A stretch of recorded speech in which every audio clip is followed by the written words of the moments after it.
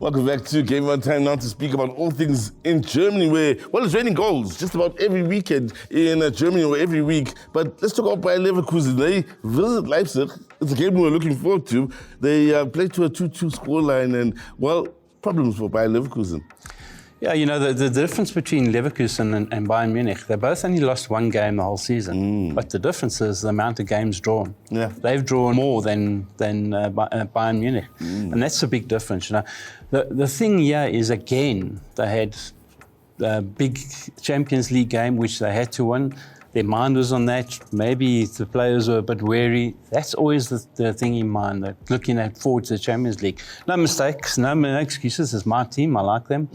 But, you know, if you don't win games, you're not going to win the league. And that's where Bayern, I mean, just keep on doing it. Doesn't matter how, they just seem to get the results. Well, this is the thing with Bayern, because ever since we've started looking back at German football, Bayern have always set the standard, and Bayern Leverkusen have always just stayed with them. And now the gap is opening up. Bayern winning impressively away to Freiburg with a 2-1 scoreline. Not over yet, you know. If you look at it, Bayern aren't exactly playing the best of football at the moment, but they're getting the results. That's the main thing. Leverkusen are one of those teams that won't give up. I mean, Alonso will keep on fighting.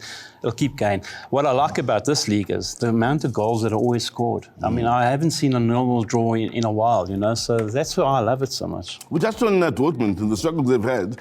Back in the day, at Dortmund, Werder Bremen game would be Champions League quality, very good game in the Champions League. They, again, have a good, entertaining game, 4 goals scored, 2-2 the scoreline. Again, you know, we're talking about a team, Dortmund, and I explained this last week, selling so many players. It catches up with you sooner or later. This season, unfortunately, has. Don't write them off. They'll be back. They'll bounce back next year. They'll be back in fighting for that top position again. But at this stage, I think they're building for next season. Were you surprised with Mainz getting the better of Stuttgart? Yeah, very much so. Stuttgart have been on fire. Yeah. You know, they've been going well. Having said that, you know, they got something in Champions League midweek as well. So, you know, I think it's, you know, like I said in the English football, that the bigger squads do well. This is the time of the year where the squads begin to tell, and I think their squad is just not big enough at the moment. Now, Leverkusen have to go back to winning ways. They play against Hoffenheim. Do you see them picking up the 3 points there? And Munich play against Kiel. I think it's amount how many goals they won by. I really do think so. I think, you know, they've got to bounce back, as you said, and I can't see any other result but Leverkusen winning. And then Bayern will just grind the result out. You know, they're not worried about the way they do it at the moment. They just keep on winning, and that's what will happen, you know. Both sides keeping the pressure on each other. And Frankfurt up against Wolfsburg, there's another game that should have good quality, just entertaining the neutral. Yeah, it's been very impressive from Frankfurt this season, and I think they'll just keep it going. You know, they seem to just find ways of winning again, you know, and getting results. Champions League, that's what they're looking at, so they'll be fighting for all 3 points. So I think they'll get the job done again. 6 point gap between Munich and Leverkusen. Still, a lot of football to be played here. They've only played 90 games this season. Far from done, this race.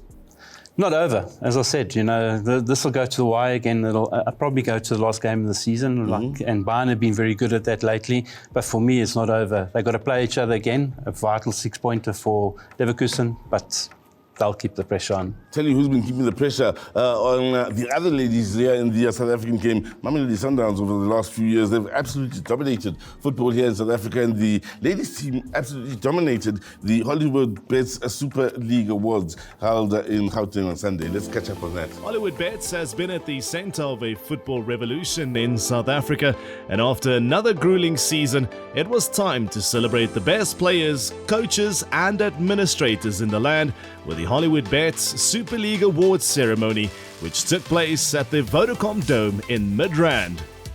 You know, over the years, we've pioneered the endeavouring spirit of women's football in this country as being one of the top sponsors of women's football, not just at the highest level in this country, but from grassroots. And as the theme of the night and the event and the awards speaks for itself, as it says, from grassroots to glory. So what we're here for is a testament of that journey from grassroots to glory. So we are really happy as a sponsor to be part of this momentous occasion.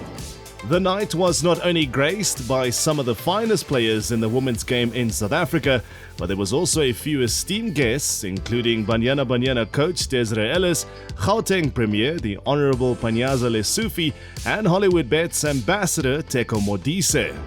I think for those that are nominated, I think I want to congratulate them because, there could be many others in their place and they in the top 3. And to the winners, I will say to keep working, to keep pushing, because there's always someone else coming for your crown next year. But it's really encouraging, to be rewarded after a very long season. And I think that's fantastic. I'm thrilled, I'm excited. I never thought that women football can take off like this, If you check the league itself, the competition, it has been stiff, tough, and it has really given us good, talented young girls who are participating in WAFCON as well. So you can see that the investment is starting to yield the dividends. So I'm quite excited that I'm present here, and I want to thank SAFA and Hollywoodbet for the partnership, but most importantly, for unearthing talent. For me to be at this event, as a former footballer, understanding the feelings that other footballers have, it's an honor. And for the fact that I'll be able to also present an award, it's an honor because I understand and I know being a nominee what it means.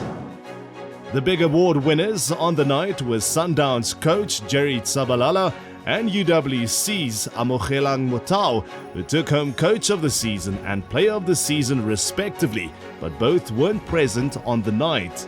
The Players' Player of the Season went to Lebogang Ramalepe from Sundowns, while the Young Player of the Season award was given to forward Kwezi Khoza from Durban Ladies.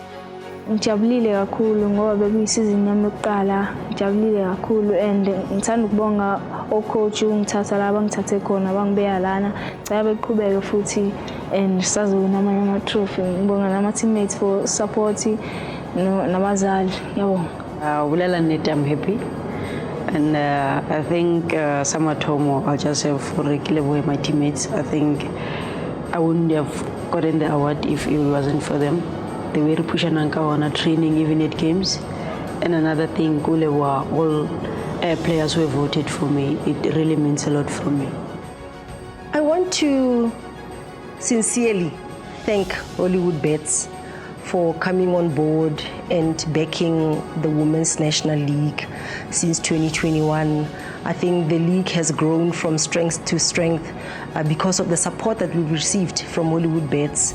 When no one else, was interested in women's football, but they came on board and supported a product, where we couldn't tell how much return on investment we would give them, but what we've seen, the growth of this league over the years, it shows, if you have a supportive partner on board, how much you can achieve. And I think we will grow even further, with their support on board.